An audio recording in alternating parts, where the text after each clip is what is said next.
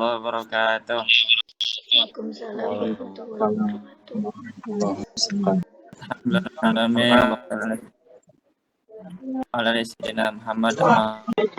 wabarakatuh. Alhamdulillah sama kita bisa melakukan kegiatan bimbingan sertifikasi halal yang alhamdulillah dihadiri oleh pendamping daripada sertifikasi halal tersebut.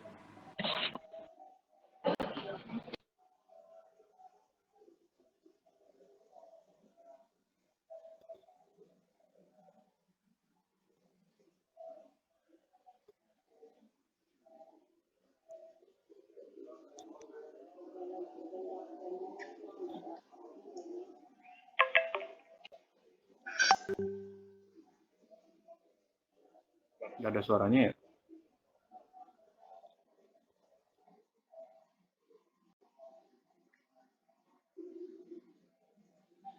Bay, suaranya nggak ada, Bay.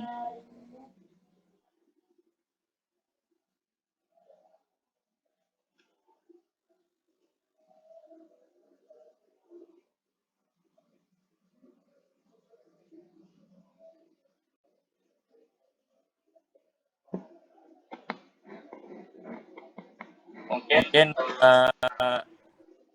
Bang Saca mengetahui di awal menuju dan apa untuk mempersingkat waktu, jelaskan kepada kami mahasiswa. Gimana? Kita ingin mengetahui apa pengertian dari halal tersendiri, Ustaz. Sebelum jauh daripada ke sertifikasi halal, pentingnya halal itu apa? Kalau dari segi bahasa, halal sendiri kan berarti baik ya. Halal sendiri baik.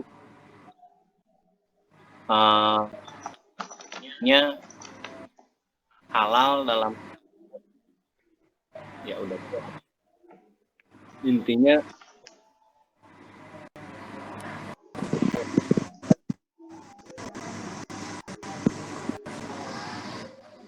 ya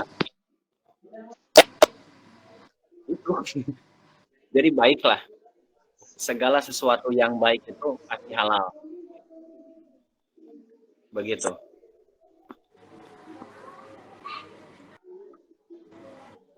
Gimana? Oke, mungkin itu sedikit.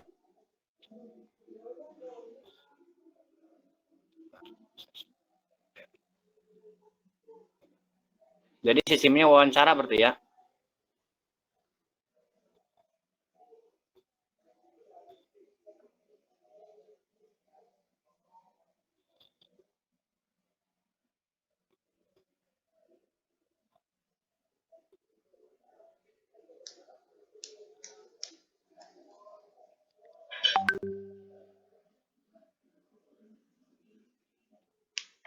Berarti ini tekniknya wawancara ya? Iya betul, Pak Ustaz. Wawancara. Sertifikasi halal mana?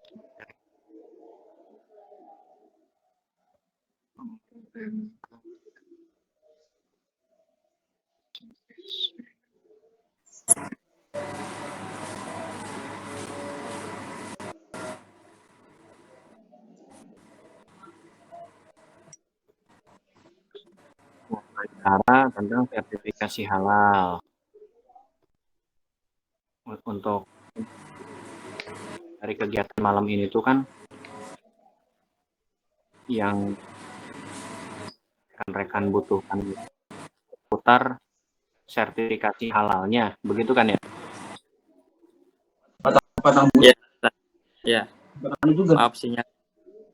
Oke, seputar sertifikasi halal. Nah, yang ingin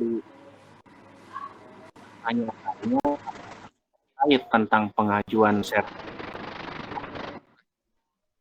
ataukah eh, kalau tadi kan tentang pengajuan ya,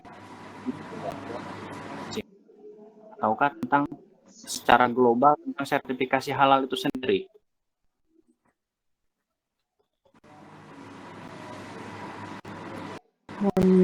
Izin Ya. bertanya ya Ustaz, maksudnya gini, kita kan awam nih ya untuk sertifikasi halal. Ya tadi diantaranya prosesnya itu Ustaz.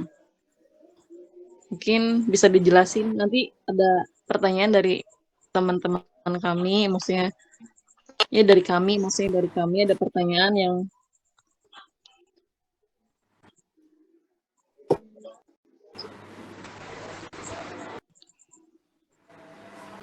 mungkin untuk pertama proses untuk mendapatkan sertifikat halal itu seperti apa Ustaz? Oke, untuk proses sertifikasi halal. Untuk prosesnya sendiri, jadi gini, sebelum kita ngebahas tentang proses terkait sertifikasi halal sendiri, pemerintah sudah menginformasikan ya lewat Undang-Undang Nomor 33 Tahun 2014 bahwasanya produk yang masuk, beredar dan diperdagangkan di wilayah Indonesia itu wajib bersertifikat halal. Itu menurut Undang-Undang Nomor 33 Tahun 2014. Adapun untuk mandatori kewajiban atau diwajibkannya sertifikasi halal tersebut terhitung mulai 17 Oktober 2024. Berarti 17 Oktober tahun sekarang ya. Pun apa saja yang harus bersertifikat halal? Yang harus bersertifikat halal itu baik barang maupun jasa. Barangnya seperti makanan, minuman, obat, kosmetik, produk kimiawi, biologi, rekayasa genetik, atau barang gunaan yang dipakai, digunakan, dan dimanfaatkan itu wajib bersertifikat halal. Adapun jasanya seperti penyembelihan, pengolahan, penyimpanan, pengemasan, pendistribusian, penjualan, dan penyajian, begitu pun sama bersertifikasi halal. Nah, kenapa sih harus bersertifikasi halal? Ya. Seperti tadi sudah dijelaskan di awal bahwa yang halal itu pasti baik. Ya. Nah,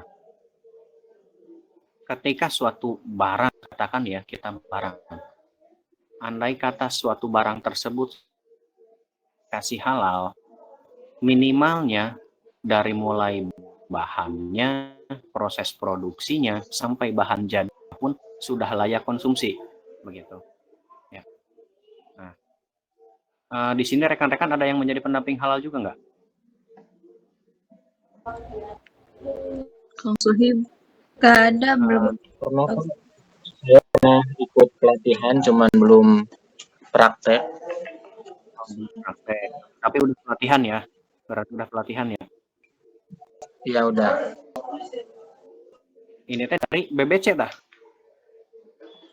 Iya betul Pak, dari BBC. Oke, dari BBC. Nah, itu terkait apa namanya tadi teh sampai kenapa sih harus bersertifikat halal? Adapun proses pengajuannya seperti yang diketahui bersama, untuk pengajuannya ada beberapa persyaratan yang harus dipenuhi, ya. Ada beberapa persyaratan. Syarat utamanya usaha tersebut sudah berjalan minimal, paling minimalnya itu 1 tahun, ya. 1 tahun sudah berjalan. Nah, adapun bagaimana, Cina? Bagaimana cara mengajukannya? Satu tadi usaha sudah berjalan 1 tahun. Yang kedua, pelaku usaha minimalnya punya atau memiliki email dan nomor WA yang aktif selain persyaratan administrasi seperti adanya KTP, adanya NIB. Nah, Itu semua nanti kita proses, nanti itu semua diproses setelah persyaratan-persyaratan yang tadi, adanya email dan nomor WA serta KTP disiapkan ya. Jadi yang pertama itu penyiapan berkas dasarnya ya. Oh, yang pertama tanyakan dulu sudah berjalan berapa lama untuk produknya. Setelah ditanyakan, misalkan sudah 1 tahun berjalan, oke, bisa kita proses untuk sertifikat halalnya. Nah, setelah sudah ditanyakan 1 tahun berjalan, baru ditanyakan, diminta KTP, email, dan nomor WA. Untuk apa sih KTP? Untuk apa sih email? Dan untuk apa sih nomor WA? KTP sendiri dipergunakan untuk pendaftaran NIB.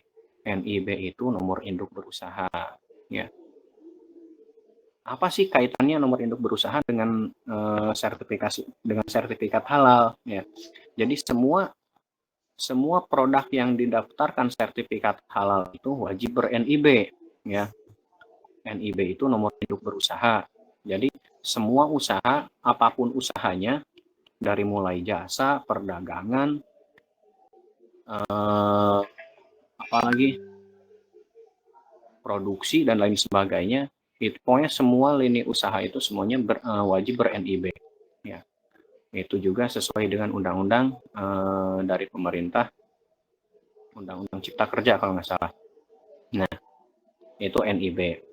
Jadi KTP tadi kita gunakan untuk pendaftaran NIB, adapun nomor WA dan email pun sama ya. Walaupun di NIB nanti bisa salah satu, kalau misalkan mau pakai WA saja bisa pakai WA saja ya. Sebagai apa namanya teh? Sebagai apa namanya teh? Tadi teh. Saya ganti pakai laptop. Verifikasi mungkin Ustadz ya.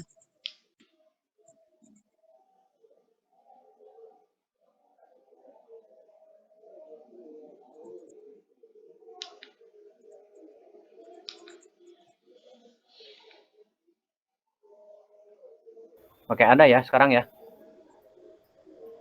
Ada ya? Oke. Email dan WA tadi untuk verifikasi apa namanya teh? Verifikasi pendaftaran di nomor induk perusahaan tadi. Jadi ketika didaftarkan NIB, daftarkan NIK-nya karena untuk NIB sendiri satu NIK itu satu NIB ya. Satu NIK, satu NIB, satu nomor WA atau satu email. Ya. Jadi nggak bisa satu NIK punya 2 NIB, nggak bisa. Ya. Kan gimana kalau misalnya usahanya banyak, misalkan pertanyaannya. Kalau usahanya banyak, berarti yang kita tambahkan itu nanti kelas apa namanya teh? Kode usaha yang kita tambahkan. Jadi satu NIK bisa kalau nggak salah 10 lini usaha. 10 lini usaha yang didaftarkan. Misalkan Baihaqi punya usaha yang pertama usaha ayam potong misalkan ya. Usaha ayam potong, jualan ayam potong berarti perdagangan ayam potong. Yang kedua Baihaqi juga sebagai tukang urut misalkan ya. Oke, Baihaqi sebagai tukang urut juga. Oke, jadi ada usaha yang kedua, usaha tambahan itu jasa pijat dan urut misalkan ya. Ada tambahan lagi misalkan Baihaqi di usaha yang ketiganya dia ini punya produk, misalkan punya produk kue basah, berarti 3 usaha kode usaha yang ketiga itu produksi industri kue basah. Itu di NIB tadi ya. Nah, adapun verifikasinya masuk ke WA atau ke email, tergantung salah satu yang didaftarkan, yang dipilih. Mau bisa ke WA saja, bisa ke email saja. Nah, setelah diproses NIB-nya, barulah didaftarkan sertifikasi halalnya. Nah, adapun proses pengajuannya bagaimana? Ya, proses pengajuannya diawali dengan pembuatan akun untuk pelaku usaha. Misalkan Baihaqi punya produk. Baihaqi ini produknya tadi dari 3 lini usaha ya. Jual ayam potong, pijat ya, sama produksi kue basah ya. Tadi Baihaqi itu kan ya, usahanya ada 3 kan ya. Nah, yang bisa disertifikasi halal yang mana? Yang produksi kue basah ya. Ayam potong gimana, bisa nggak? Bisa, tapi untuk ayam potong sertifikasi halalnya masuk ke reguler. Nah, oke, sebelum lanjut ke pembahasan bagaimana pengajuan sertifikasi halal. Sertifikasi halal sendiri terbagi menjadi 2 bagian, menjadi dua apa namanya? Ada dua alur proses. Yang pertama alur melalui melalui program self declare. Self declare ini bisa dikatakan gratis ya. Program sertifikasi halal gratis dari pemerintah. Artinya semua biaya pengajuannya itu ditanggung oleh pemerintah. Jadi si pelaku usaha tidak mengeluarkan biaya sepersen pun kecuali ihsan bahasanya ya, atau sodakohnya pelaku usaha kepada si pendamping halal. Seperti itu. Tapi itu tidak dipungut biaya gitu. Jadi ketika ada pendamping halal yang mengatakan, "Oh, ini untuk pengajuan sertifikasi halal pungut biaya." Ya. Nah, ini perlu dipertanyakan. Sertifikasi halal yang bagaimana dulu? Kalau yang self declare tadi tanpa dipungut biaya. Adapun yang reguler, yang reguler ini baru ada biaya. Ada biaya yang harus dikeluarkan oleh pelaku usaha. Nah, Baihaqi tadi dari 3 lini usaha, 2 lini usaha bisa diajukan sertifikasi halal. Yang pertama ayam potong, usaha ayam potongnya. Yang kedua apa namanya teh? Kue basah, industri kue basah.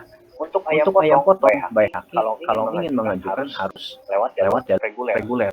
Kenapa? Apa bedanya kue basah dan ayam potong? Apa bedanya si reguler dan self declare? Tadi kalau self declare itu kan gratis. Untuk self declare sendiri yang gratis itu semua produknya yang tidak mengandung daging ya, yang tidak mengandung hewan pilihan. Hewan sembelihan berarti seperti ayam, unggas lah, katakan unggas ataupun hewan berkaki 4 ya. Apalagi kalau hewan yang berkaki 5 sampai kaki 1000 misalkan ya. Beda lagi. Kidding. Oke. Itu yang self declare. Yang self declare tadi. Jadi apa namanya tadi self declare aduh aing lagi. Tanpa tidak mengandung bahan hewani, unsur hewani. Oke, itu self declare. Adapun yang tadi yang ayam itu kan reguler, karena yang potong ini ada unsur hewaninya. Apa? Hewannya tadi unggas ayam ya. Baihaqi yang menyiapkan ayamnya, Baihaqi yang menyembelihnya. Nah, karena reguler penyembelihan ayam, otomatis penyembelihnya juga harus bersertifikat halal. Namanya juleha, juru sembelih halal. Ya, ada julehanya. Baihaqi sebelum menyembelih ayam, Baihaqi juga harus punya sertifikat juleha dulu ya. Juru sembelih ayam, juru sembelih hewan, juru sembelih ayam. Nah, itu juleha. Baru setelah ada juleha, barulah diajukan sertifikasi halal regulernya. Biayanya yang akan dikeluarkan untuk apa saja? Biayanya kalau nggak salah nominal 650.000 itu peruntukannya biaya auditor dan biaya pendaftaran kalau nggak salah ya, biaya pendaftaran. Kan gimana kan tadi julehanya misalkan ada julehanya, sedangkan julehanya bukan saya pribadi kata Baihaqi. Misalkan julehanya itu awannya misalkan saya misalkan yang dari julehanya ya otomatis tinggal komitmen antara Baihaqi sama saya sebagai juleha. Itu biaya yang dikeluarkannya ya. Satu sewa juleha. Yang kedua selain sewa juleha juga adanya penyelia halal. Penyelia halal itu apa sih ya? Jadi penyelia halal itu orang yang bertanggung jawab ya, orang yang bertanggung jawab atas kehalalan produk tersebut ya. Itu penyelia halal. Nah, nanti kita bahas di self declare pun ada penyelia halal ya. Nah, namun untuk di reguler penyelia halalnya harus dari apa namanya teh? Harus yang bersertifikat penyelia halalnya itu. Ya. tidak semua orang punya sertifikat penyelia halal dan tidak semua pelaku usaha punya sertifikat penyelia halal. Itu harus sekolah lagi, harus ikut pelatihan lagi. Itu penyelia halal. Ada biaya lagi yang dikeluarkan untuk sewa jasa penyelia tersebut. Jadi penyelia halal kalau di perusahaan mah atau kalau di sebuah lembaga pendidikan itu penyelia halal statusnya mirip sebagai wakil kepala sekolah. Ya. Kalau di perusahaannya baik haki berarti yang minimalnya bagian apa ya? Apa sih? Yang bertanggung jawab terhadap proses produksi, manajer produksi. Minimalnya seperti itu. Nah, sekelas manajer otomatis gajinya pun tinggi kan? Ya. Dan itu sewa selama sertifikat halalnya berlaku. Itu untuk yang reguler. Selanjutnya kita bahas di self declare. Di self declare sendiri, nah, tadi setelah didaftarkan akun terlebih dahulu di self declare, ya, dibuatkan dulu akunnya. Pembuatan akunnya di mana? Pembuatan akunnya ada dua cara, bisa di website BPJPH-nya sendiri, ya. Di website ptsp.halal.go.id kalau nggak salah. Saya cek coba sekalian. ptsp.halal.go.id ya. Itu untuk websitenya. Atau bisa juga daftar lewat aplikasi pusaka.